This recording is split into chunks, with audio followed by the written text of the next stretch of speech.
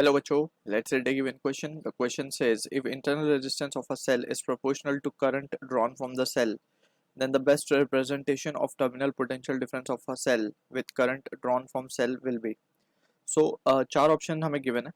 V versus I का graph है basically, and we need to find which of the graph is given for the suitable condition is suitable for the given condition. So यहाँ पे जो key concept for this question we need to understand is the concept of terminal potential difference. Terminal potential difference basically ये जो potential difference होता है this is the potential difference across the battery या फिर हम बोल सकते हैं across the external resistance as well.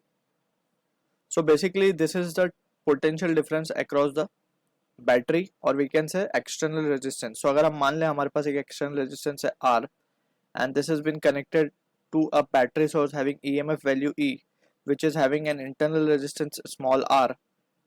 सो अगर हम यहाँ पे देखें ध्यान से तो ये जो है बेसिकली जिसको हम डॉटेड दिखा रहे हैं ये है हमारी बैटरी सोर्स. ठीक है, अब इसके अक्रॉस जो पोटेंशियल होगा यानी कि ये दो पॉइंट अगर हम ले लें लेट्स से ए बी, तो इसके अक्रॉस जो पोटेंशियल आएगा उसे हम कहेंगे क्या, पोटेंशियल डिफरेंस और रादर टर्मिनल पोटेंशियल डिफरेंस. तो इसका एक्सप्रेशन हम निकाल सकते हैं just by applying KVL in the loop. So KVL says across the close loop summation of potential is 0. ठीक है, तो यहाँ पे अगर हम मान ले कि आई करंट फ्लो हो रहा है in the circuit, so we can write, हम इस तरीके से जा रहे हैं तो minus I R and minus of I R plus E will be equals to 0. तो यहाँ से हम देख सकते हैं कि E minus of I R will be equals to I capital R. तो आई कैपिटल आर अगर हम ध्यान से देखें it is nothing but the potential across A B जो कि हमारा टर्मिनल पोटेंशियल डिफरेंस ही है. राइट, सो ये एक्सप्रेशन हमें यहाँ पे याद रखना है. अब यहाँ पे अगर हम इसी एक्सप्रेशन को देख के आंसर करें तो we seem to have an answer option A. Right, but यहाँ पे एक रिलेशन और गिवन है उसको भी हमें कंसिडर करना होगा, दैट इज इंटरनल रेजिस्टेंस जो है वो प्रोपोर्शनल है करंट को. ये भी हमें गिवन है सिचुएशन.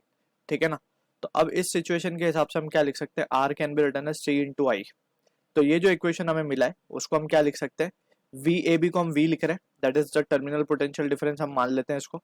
ठीक है, क्योंकि v बोला गया ग्राफ में इसको v and that will be equals to e minus of i की जगह वी कैन r की जगह वी कैन सब्सटीट्यूट ci, तो ये हो जाएगा ci का स्क्वायर. राइट, अब इसको प्रिसाइजली अगर हम देखें तो इसको हम इस तरीके से लिख सकते हैं, this will be having the value as minus ci का स्क्वायर प्लस e. अब ये एक पैराबोलिक ग्राफ रिप्रेजेंट कर रहा है. ठीक है, एंड दिस ग्राफ अगर हम ऑप्शंस को देखें तो ए और बी ऑप्शन को तो हम डिस्कार्ड कर सकते हैं. अब ये बेसिकली इसको अगर हम देखें इसका स्लोप अगर हम देखें तो नेगेटिव स्लोप आ रहा है, तो negative slope is possible in this case. इस तरीके से जो हमें लाइन मिलती है वो नेगेटिव स्लोप को रिप्रेजेंट करती है. So option D will be the correct answer for this. ठीक है, या हम इसको इस तरीके से भी समझ सकते हैं कि इस तरीके का जो पैराबोला होता है उनका जो ग्राफ होता है वो it is of the form x square is equals to minus 4ay. ठीक है, और ये इसी तरीके का इक्वेशन आ रहा है हमारे पास, square I square and this is v, यानी कि नीचे की तरफ ओपनिंग होगी इसकी इस तरीके से. ठीक है, so option D will be the answer. I hope you understood the solution. All the best.